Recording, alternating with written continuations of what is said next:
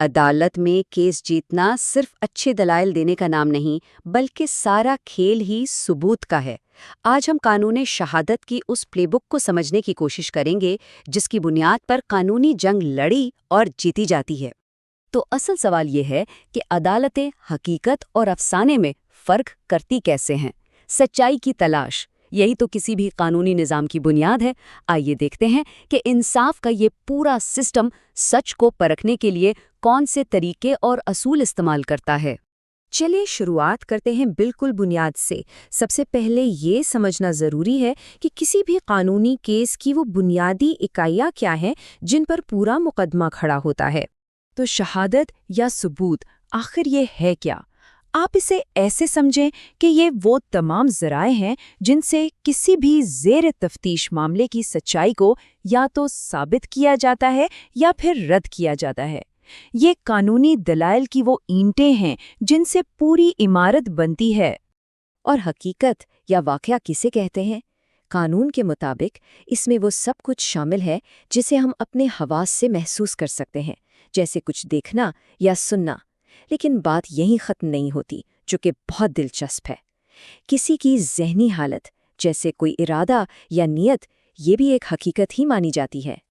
اب ثبوت کی دو اہم قسموں کو سمجھنا بہت ضروری ہے۔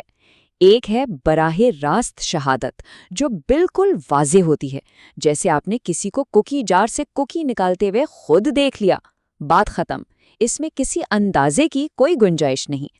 دوسری طرف ہے حالاتی شہادت، یعنی آپ نے کسی کی قمیض پر کوکی کے ٹکڑے دیکھے۔ اب اس سے یہ تو ثابت نہیں ہوتا کہ کوکی اسی نے کھائی، لیکن یہ ایک بہت مضبوط اشارہ ضرور ہے۔ اچھا، تو بنیاد تو ہم نے سمجھ لی۔ اب دیکھتے ہیں کہ ایک وکیل کے پاس اصل میں اوزار کون کون سے ہوتے ہیں، یعنی شہادت کے مختلف اقسام کیا ہیں۔ اس قانونی ٹول کٹ میں آپ دیکھیں کئی طرح کے اوزار ہیں۔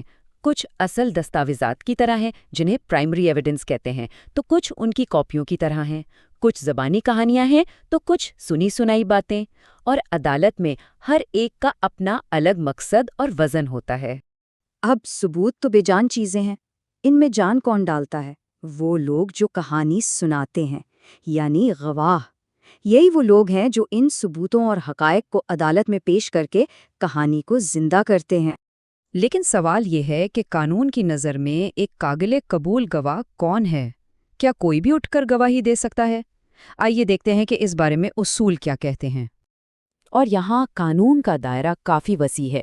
اصول تو یہ ہے کہ تقریباً ہر شخص گواہی دے سکتا ہے، جب تک کہ عدالت کو یہ نہ لگے کہ وہ شخص بہت کم عمری یا کسی بیماری کی وجہ سے سوالات سمجھ ہی نہیں سکتا۔ اس فہرست میں گونگے گواہ سے لے کر مقدمے کے فریقین اور یہاں تک کہ جرم میں شریک ساتھی بھی شامل ہیں۔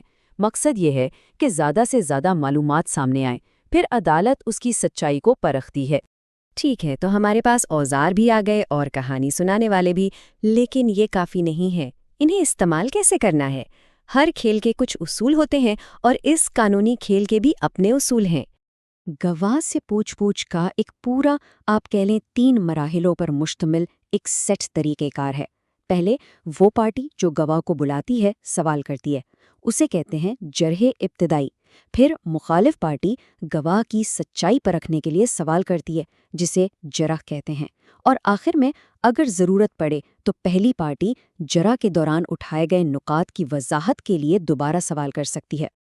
اب آتے ہیں ایک بہت ہی پاورفل لیکن ساتھ ہی بہت نازک چیز پر، اقرار جرم۔ یہ ایک بہت طاقتور ثبوت ہو سکتا ہے، لیکن کیا یہ ہمیشہ قابل قبول ہوتا ہے؟ اس کے قوانین بہت سخت ہیں۔ پہلا اصول بالکل سیدھا ہے، اگر کوئی اپنی مرضی سے بنا کسی دباؤ کے جرم مان لے تو بالکل یہ ایک اہم اور متعلقہ ثبوت ہے۔ لیکن یہاں ایک بہت بڑا لیکن ہے۔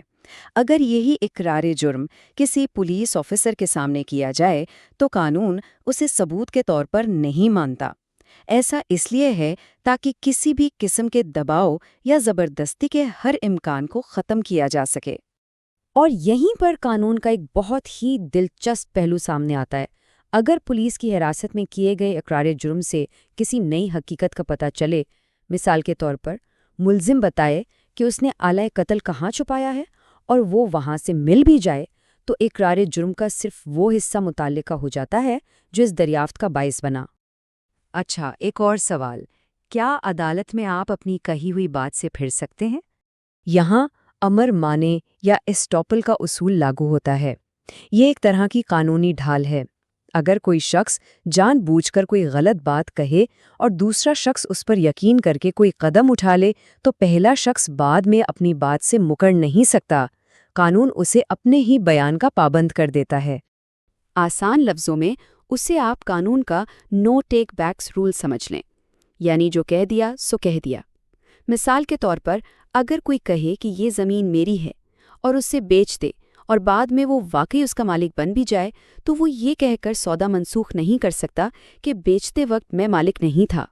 چلیں اب سب کچھ جوڑ کر دیکھتے ہیں۔ ہمارے آخری حصے میں ہم دیکھیں گے کہ یہ سارے ٹکڑے، حقائق، اوزار، گواہ اور اصول مل کر ایک مقدمے کی مکمل تصویر کیسے بناتے ہیں۔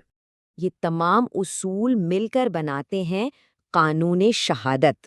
یہی وہ پلے بک ہے، وہ گائیڈ ہے جس کی بنیاد پر قانونی نظام میں سچائی کو قائم کیا جاتا ہے۔ یہ ایک باقاعدہ نظام ہے جو اس بات کو یقینی بناتا ہے کہ انصاف منصفانہ طریقے سے ہو۔ لیکن آخر میں ایک سوال جو سوچنے پر مجبور کرتا ہے، اتنے سخت اصولوں اور ضابطوں کے باوجود کیا بہترین ثبوت ہمیشہ ہر بار پوری سچائی کو سامنے لے آتا ہے؟ یہ ایک ایسا سوال ہے جو ہمیں انصاف کے انسانی نظام کی حدود پر غور کرنے کی دعوت دیتا ہے۔